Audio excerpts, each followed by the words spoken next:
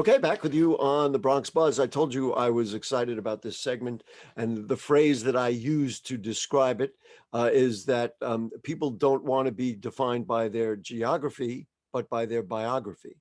And that is a phrase I've heard a number of times. And basically, we're going to summarize it as a way of looking at zip code matters. And we're going to say good evening to Davon Russell, who is the president at WHEDco. Nice to have you with us, Davon. Gary, thank you for having me. So before we even get into zip code matters, which once we start talking about it, Bronxites are going to go like, yeah, I get it. I know it. Just how you guys doing? How's WHEDco doing through the pandemic? As we emerge from the pandemic, social services are beyond vitally important. Where are you guys at? What's going on? So WHEDco is, in pretty good shape as a multi-sector Bronx serving organization. Clearly, we were right up close and personal to the issues that were brought about by the pandemic. For me, what was first and foremost, before we really got into the thick of it, was how do I protect and take care of the people who come to work for us? We recognized right away, early March, that this was a disease that was going to attack frontline people. And it was so important that we just kind of covered and made sure that people were not interacting with before we had a real handle on how devastating this disease was going to be. So we kind of did that. In short order, we started reaching out to the folks that we work with. We work with maybe 40,000 families across the Bronx every year, and we knew that we clearly had to take care of them. So one of the first things we did and recognized was that food and food security was going to be an issue with people losing income and everything else. And so we right away ran to that sector and try to collect and we raised over $250,000. Wow, With that, congratulations. thank you. Did, We were did, able did to, I do want to move forward too, because I really want to get into this zip code matters thing. Did you lose any? but we did well. We managed to raise sufficient funds and we are continuing to support folks. Did you lose any programming because of funding and other issues? We did not. Oh, see, this is why we've got to, here's my editorial comment. You got to support WHEDco. You got to support all our settlement houses. You got to support all the UNH programs, because this is life-giving to the Bronx. Yeah, Okay. and we work. Good night. There's my wrap. Say it again. I'm sorry. The bags under my eyes, I have to show for it. There you go. 24/7 effort, every day. Yeah. So let's talk about zip code matters, and I'll let you define it, and then we'll break it down how it applies here in the Bronx more specifically. So I was approached to be part of a project by a woman by the name of Senna Friedman, who works at the Fair Housing Center in Ohio, and I wasn't quite sure exactly what I could tell of a story that would help promote what she was trying to do. But a few of the questions that she asked me were this: you work in the Bronx, tell me about what conditions are like in the zip codes in which you work. And so I can tell her that, pretty and, fairly easily. That's right? why you have bags under your eyes. That's why I have bags under my eyes, because, here are the conditions on the ground. So what I was able was to kind of present those as I knew them, as I experienced them. And once the project was finished, we had the opportunity to kind of look back at it as a whole. And some of us felt like, was the question being asked about the zip codes as determinants because we were powerless against this reality? Or were we doing this so we can inform and predict and help people figure out what can we do to reverse this reality? Because it is a reality that zip codes are a greater determinant of how our quality of life and at times, how long we live. And basically, what it breaks down. I mean, there's 100,000 ways of saying it. The tale of two cities, the haves nots. I mean, we get all that.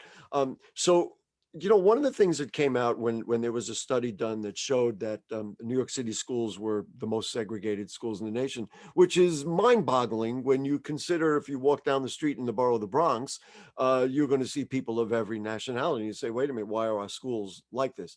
But this zip code thing, to say that this zip code does well, this zip code does not, is really the germ of what leads to segregated schools. Right. And And it only gets better, the zip code, if the demographics of the zip code changes. When you say demographics, I mean So, for this. example, there are parts of the Lower East Side, parts of Brooklyn that looked a particular way when they were in that hazardous red line Ah, status.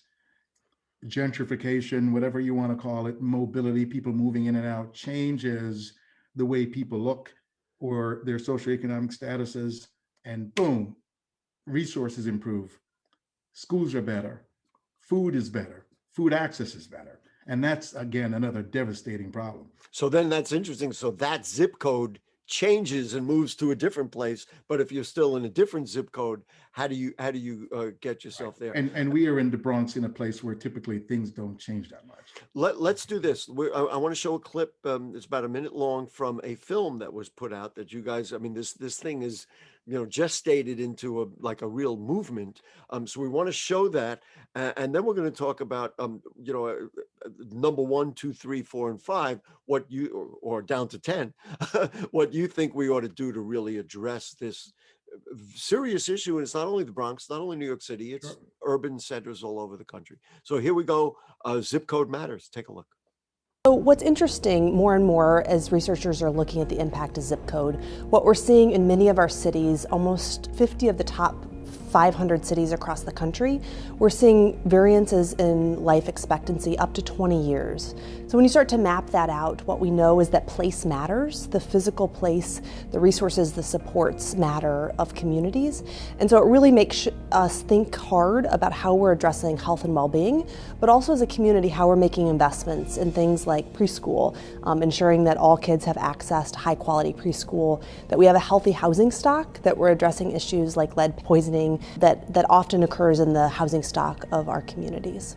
When you see a neighborhood which is consistently the site of disinvestment, in other words, where banks won't lend money, where businesses can't operate, then you're also going to find a confluence of other negative effects in those areas, including shorter lifespans, greater likelihood of suffering from chronic disease, a higher level of social vulnerability, which is a CDC measurement of the vulnerability of the population to things like disease outbreaks, such as COVID-19. So all of these factors we're finding are interrelated. So they've articulated basically what you said, and I will say that Davon is in the film as well.